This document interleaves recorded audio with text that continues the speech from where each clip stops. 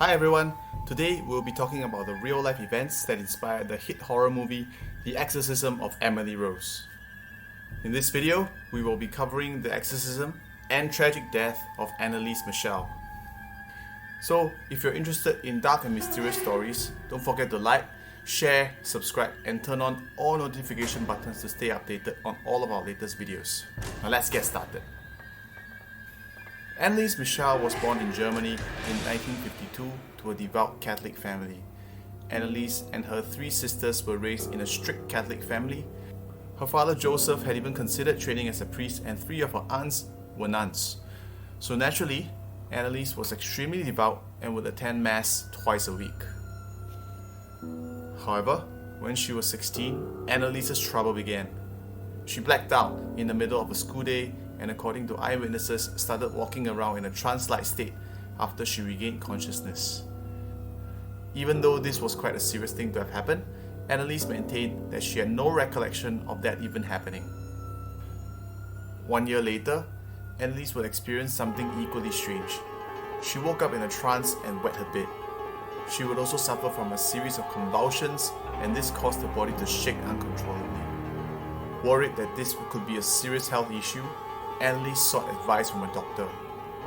She was diagnosed with temporal lobe epilepsy, a disorder that caused seizures, loss of memories, and experiencing visual and auditory hallucinations. After visiting the doctor, Anneliese started taking medication for her epilepsy. Anneliese was soon enrolled in a local university. However, the drugs that were prescribed to her were failing to treat her, and her condition started to deteriorate. Even though she was still diligently taking her medication, Anneliese started to believe that she was possessed and stated that she needed to find a cure outside of traditional Western medication. It was reported that Anneliese would see the face of the devil and could hear demons constantly whispering to her. While she prayed, she would hear the demons telling her that she was damned and she would rot in hell. It was truly something beyond logic or explanation, and Anneliese was convinced that she was possessed and therefore sought help from her local priests. All of them would advise her to seek the help of medical doctors. But after being refused by the priests, Anneliese's behavior became even more extreme. The things she did while being possessed were truly beyond any explanation.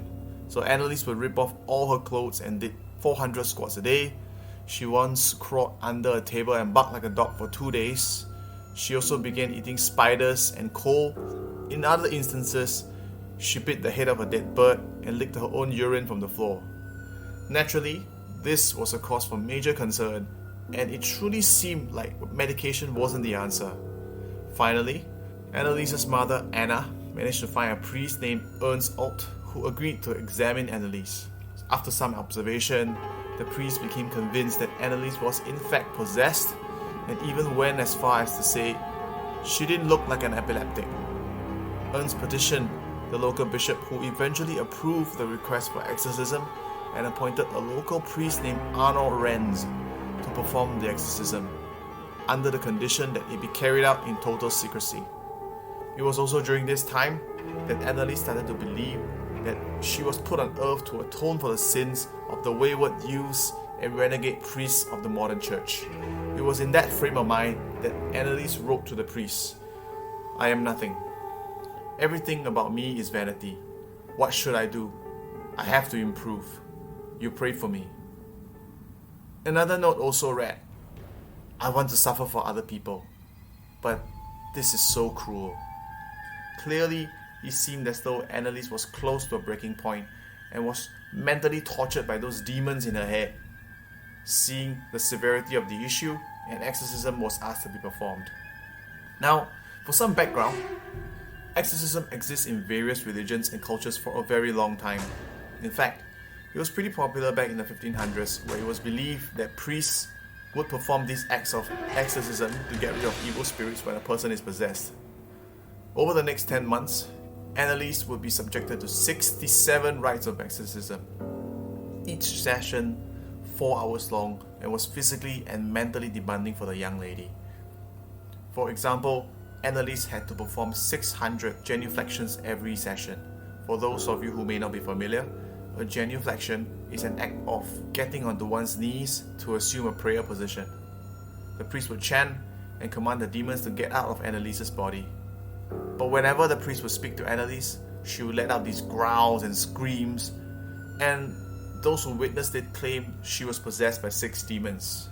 To further understand the severity of the situation, I will now play a clip from an actual recording of Anneliese's exorcism.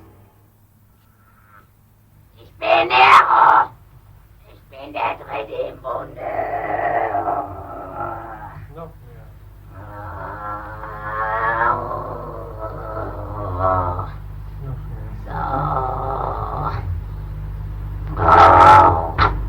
Sie müssen mit in eine Scheißkassette. Und zwar mit allen zu dem Scheiß gelogen Witzbuschki. Und dann? Und dann? Dann muss den Gott bekannt geben. Wie? According to reports, these spirits would be vying for attention from within Anneliese and communicated through her. Still believing in her possession, the very frail Anneliese would go on a fast, as she thought it was the best way for her to get rid of the demons within her. But refusing to eat caused her body to go into more convulsions, and as her parents did not call in the doctors, Anneliese was instead force-fed by both her parents and the priests involved. It had all gotten so bad that during the last rite of exorcism before her death, she had gotten so weak and emaciated that she could no longer perform genuflection. Instead, her parents had to carry her through the motions. Ultimately, Anneliese would die of malnutrition and dehydration on July the 1st, 1976 at the young age of 23. After her death, her parents and the 2 priests, Ernst and Arno, were charged with negligent homicide. Very soon, this became headline-worthy news in Germany. During the hearing, the accused came before the court and even used a recording of the exorcism to try to justify their actions. Maintaining the stance that Anneliese was in fact possessed, the priest even claimed that she was finally freed because of the exorcism just before her death. Psychiatrists who testified during the trial argued that it was totally possible that it was in fact the priest who had convinced Anneliese that she was possessed.